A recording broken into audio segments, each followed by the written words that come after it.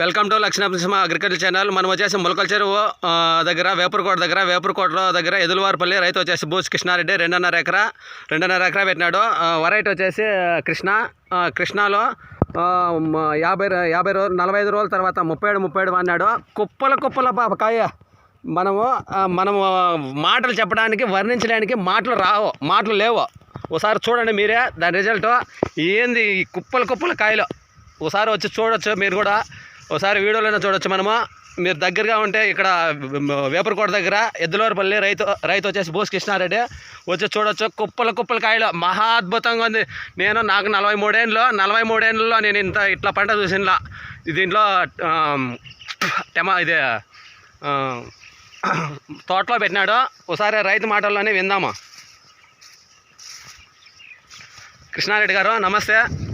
మీ మాటల్లో ఏమేమి వాడినారు, ఎట్లా వాడినారో చెప్పండి. మనం 37 ఎరువు ఇచ్చుకున్న తర్వాత కేఎంఎస్ ఎరువు ఇస్తే మంచి దిగుబడి వస్తుంది, మంచి పంట వస్తుంది. అధిక దిగుబడితో మంచి లాభాలు వస్తాయని ఆశిస్తున్నాను. అదో మామిడి తోట పెట్టినాడు. మామిడి చెట్లు ఉన్నాయి. ఫస్ట్ మామిడి చెట్లలో కర్బూజా పెట్టినాడు. మహా అద్భుతంగా చేసినాడు. రైతు అంటే ఇట్లా పెట్టాలి పంట. ఊరికే నేను పెట్టినాను పంట అంటే ప్రయోజనం లేదు.